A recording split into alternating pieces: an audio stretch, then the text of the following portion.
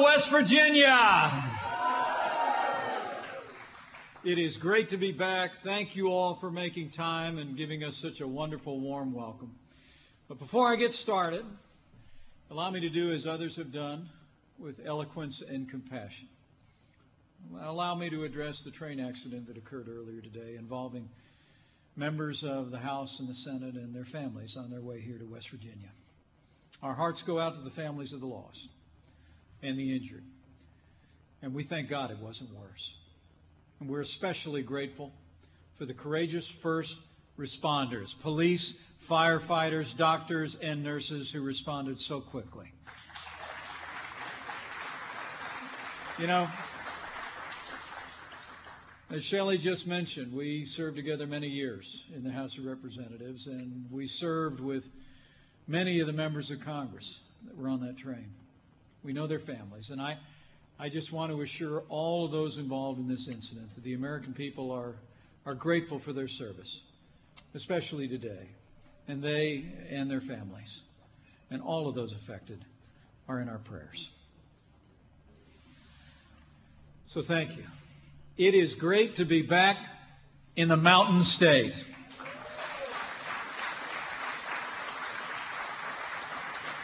And it's also great to be here, I can tell you, with a great champion for American prosperity, the President's own Secretary of Commerce, Wilbur Ross, who's fighting for American jobs every day. And I bring greetings. I bring greetings from the man the people of West Virginia voted overwhelmingly to make the 45th President of the United States of America. I bring greetings, West Virginia, from President Donald Trump.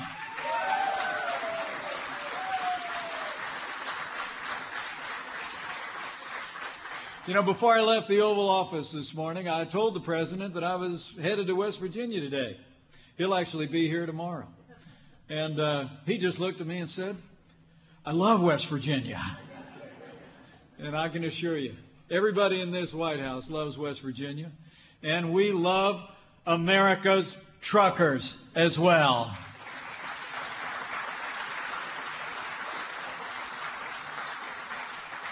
You know, the truth of the matter is that I'm here in the aftermath of an incredible evening last night.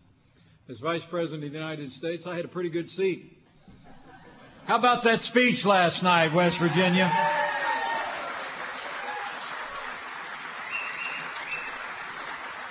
You know, when President Trump gave his State of the Union address, he called it a new American moment, and it truly is. The President said in his words, the state of our union is strong because our people are strong. And our President laid out his vision for an America where everyone knows, in his words, the dignity of a hard day's work, where every child is safe in their home at night, and every citizen is proud of this land that we love. And folks, I got to tell you, that's what American leadership looks like.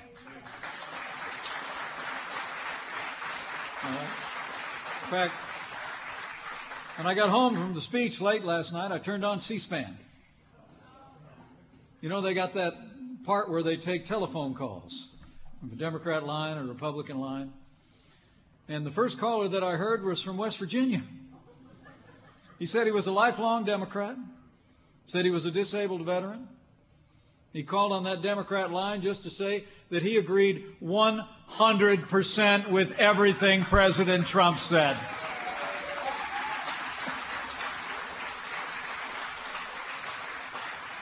And he said, I just called to say I don't see a reason why every American shouldn't be able to get behind the President's agenda. And I stand before you today. I know our nation is growing stronger under the leadership of President Donald Trump. Because the first year of our administration has been a year of action. It's been a year of results. It's been a year that I believe will be remembered as a time when the American people began to make America great again.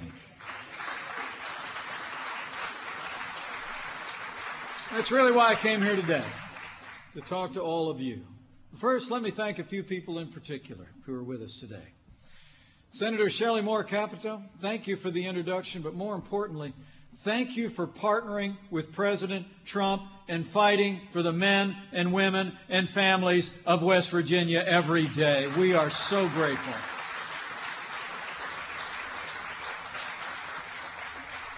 I'd also like to thank the leaders who are with us from Greenbrier County and across the Mountain State. Attorney General Patrick Morrissey is here.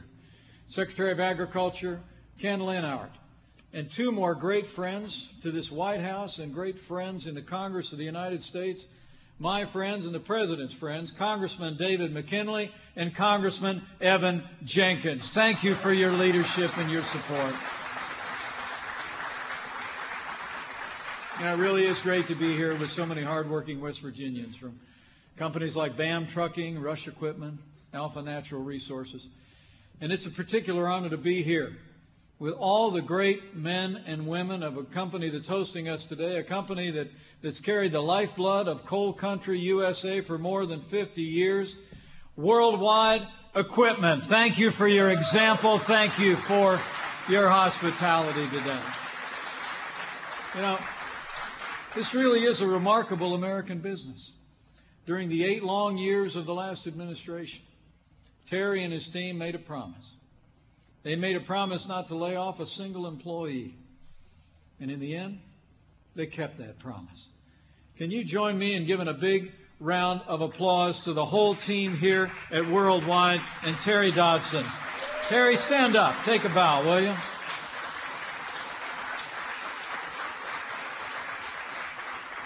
You know, as you heard last night in the State of the Union address, President Trump has been keeping his promises. Promises that he made to West Virginia and made to the American people ever since the first day of this administration. First off, I'm proud to say, as the father of a United States Marine, this Commander-in-Chief has kept our promise to fight for the men and women of our armed forces, their families, and our veterans. You know, last spring, with the support of these congressional leaders gathered here, Congress passed and the President signed the largest increase in defense spending in nearly a decade. And just over 1 month ago, we passed the biggest investment in our national defense since the days of Ronald Reagan.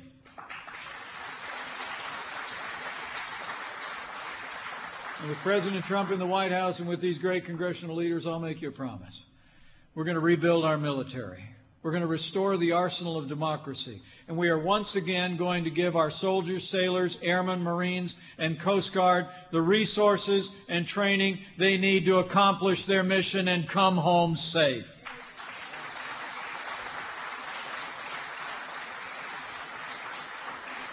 And with that renewed American strength, our administration is achieving real results on the international stage.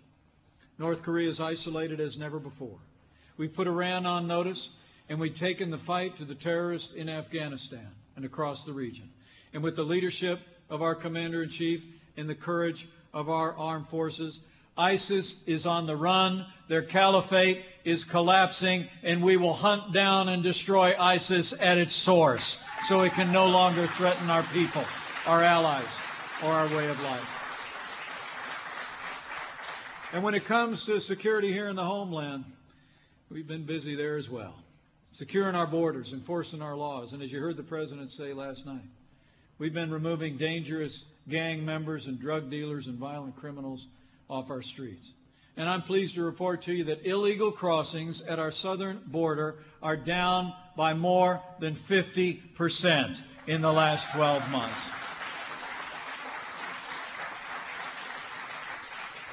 And this President's also stood by upholding the rule of law and the Constitution of the United States. As the President said last night, he's been appointing judges who will interpret the Constitution as written and uphold the God-given liberties enshrined there, like the newest justice on the Supreme Court of the United States, Justice Neil Gorsuch.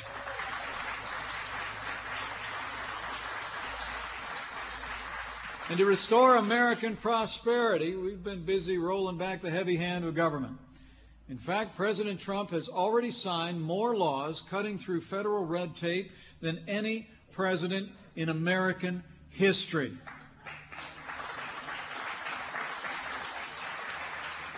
In fact, we've eliminated 22 federal regulations for every one new federal regulation that's been added to the books. And to fuel a revival of American industry, we've been unleashing American energy. This president approved the Keystone and Dakota pipelines. He's repealed the so-called Clean Power Plan. And under President Donald Trump, the war on coal is over.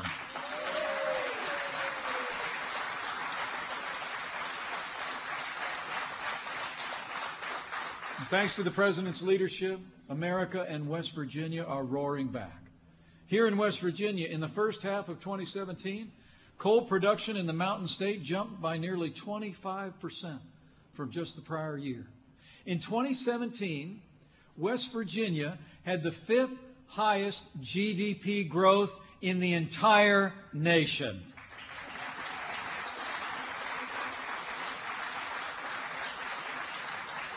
As the president told the people of West Virginia last words, in his words, we are building our future with American labor and hands and aluminum and steel and what else? American coal.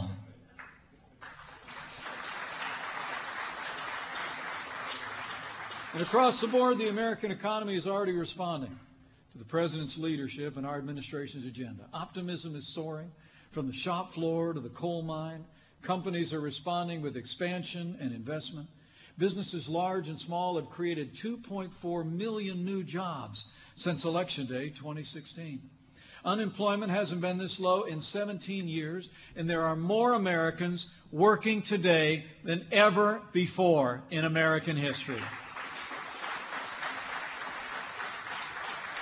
The stock market, setting new records left and right, has created more than $8 trillion in new wealth that's benefiting the American people's savings in retirement and pension plans. Growth is back. Confidence is back. And under this administration, in a very real sense, America is back. And we're only 1 year into this administration. The results are nothing short of remarkable. But folks, as the president likes to say, that's just what we call a good start at this White House.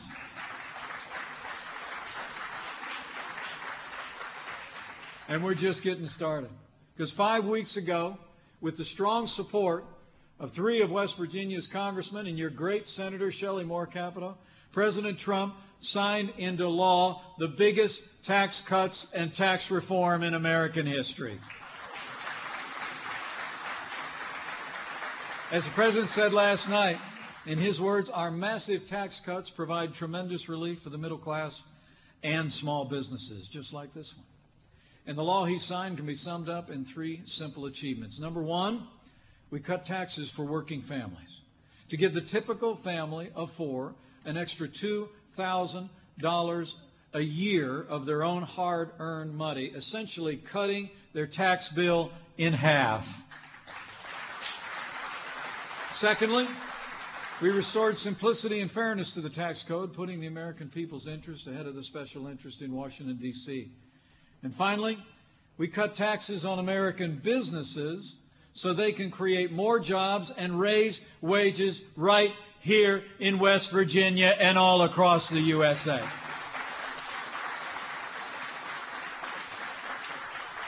Not only did we cut taxes on individuals and businesses, but we gave the American people the relief they need from the disastrous policies of Obamacare when this Congress and this President repealed the individual mandate in Obamacare once and for all. Thanks to those tax cuts and our nonstop efforts to get government out of the way, businesses just like this one are growing like never before. And today, I was delighted to learn that this year, thanks to Senator Shelley Moore Capito and these great members of Congress, the tax cut that they helped to pass, Worldwide Equipment is investing more than $8 million back into this business, and this great American company has already given a bonus to every single one of its 1,100 employees.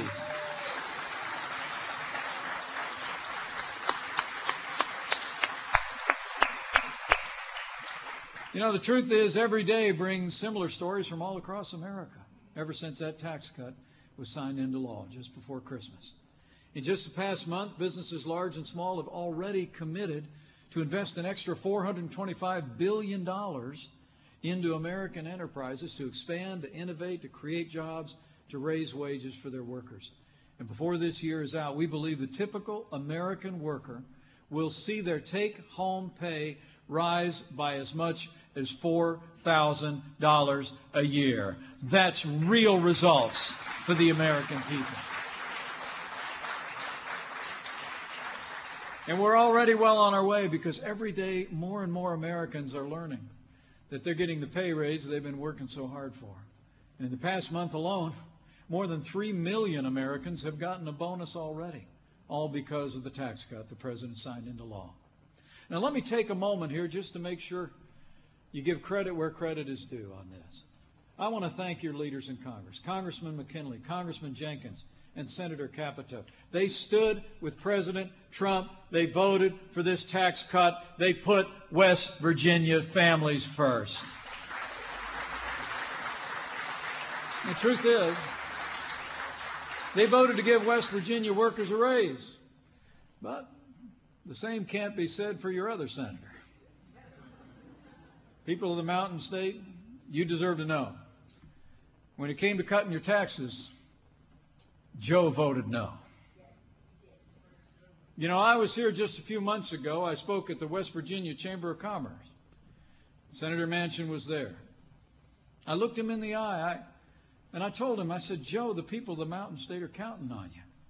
And I said, let's get this tax cut done together. But Joe voted no. Joe voted no to give working families more of your hard-earned money. Joe voted no on tax cuts for job creators, and on expanding the child tax credit, giving you your first $24,000 in income tax-free, real breaks for families in West Virginia. Joe voted no. But it's not just the tax cut. Senator Joe Manchin has voted no time and again on the policies that West Virginia needs. When the time came to repeal and replace the disaster of Obamacare, Joe voted no. When we empowered West Virginia to defund Planned Parenthood, Joe voted no. And when it comes to that wall that we're gonna build on the southern border, Joe said, quote, well, I'm not voting for the wall either. Folks, Joe's just going to keep voting against West Virginia. Now, that might make Chuck Schumer and Nancy Pelosi pretty happy. But West Virginia needs to let him know you expect better from Joe. You need to let Joe know that West Virginia deserves better in Washington, D.C.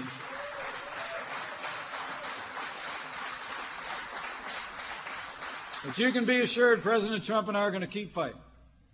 We're going to keep fighting for the men and women of West Virginia and all across this country, and we'll always put your interests first.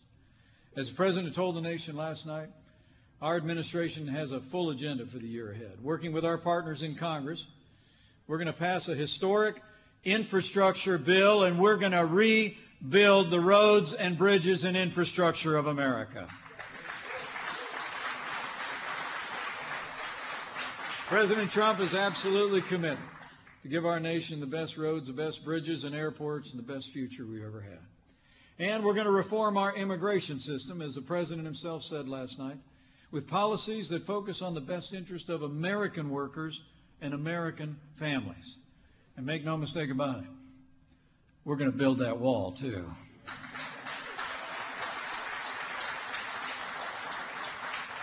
And working with this great Secretary of Commerce, President Trump and I are going to continue to fight for trade deals that are free and fair and reciprocal. And we're going to have trade that works for American workers first. And when it comes to an issue that hits close to home here in West Virginia, our administration, I can assure you, is going to work with members of Congress to continue to do everything in our power to confront and respond to the opioid crisis that's ravaging communities and families in this state and across the nation. As President Trump said last night, in his words, the struggle will be long and difficult, but in that cause, we'll do as Americans always do. we will prevail. We'll do whatever it takes to make this the generation that ends the opiate epidemic in America. So, folks, President Trump and I are going to keep making good on the promises to the people of West Virginia. But the most important work doesn't take place in the marbled halls of Washington, D.C. The President and I both know it happens in communities just like this one all across the country, from the valleys of the Rocky Mountains to the hills of Appalachia. That's where the strength of this nation lies. You see it around kitchen tables as a dad helps a daughter with her homework. You see it in America's truck drivers and coal miners after pulling a double shift, whose faces are long but still show the hard-earned pride of someone who works every day to power a great nation.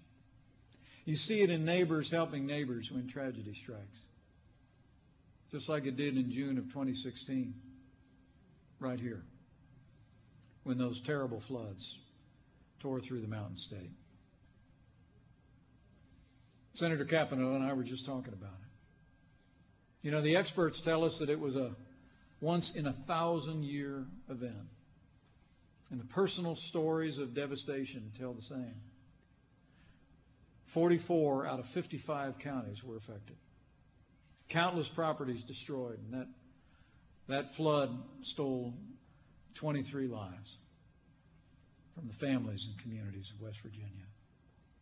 But in the wake of that great storm,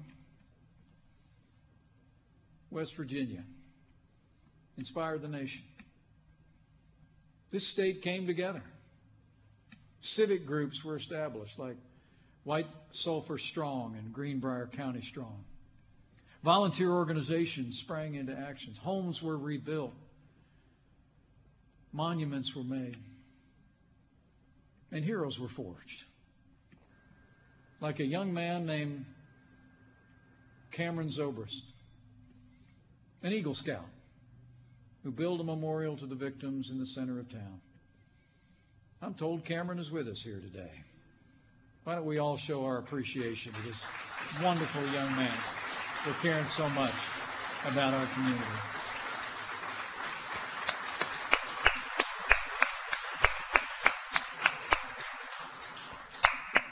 Great job, Cameron. We're proud of you. Like we saw so many times after last year's hurricanes and wildfires, the truth is, in the darkest hours, the light of the American spirit shines most brightly. And the people of West Virginia inspire the nation with your courage and your resilience and your kindness and your faith. So today, as I close, I want to encourage all of you. Keep being a beacon of all that's best in America. As the old book says, do not grow weary of doing good, for in due season you'll reap a harvest of blessing if we do not give up. So don't grow weary. Don't give up. Have faith. Have faith in the men and women who lead and serve you at the local and state and federal level. Have faith in these great representatives of Congress who take the values and the ideals and the strength of character of the people of West Virginia into the halls of Washington, D.C. Have faith in the President that West Virginia helped put in the Oval Office. Because I truly do believe that if we believe in one another and we continue to have faith in him who has ever been with the people of the Mountain State throughout all the long and storied history of this state and this nation, that I believe with all my heart that we will make America prosperous again. We will make America safe again. And to borrow a phrase, we will make America great again. Thank you all very much. Thank you, West Virginia. God bless you. God bless America.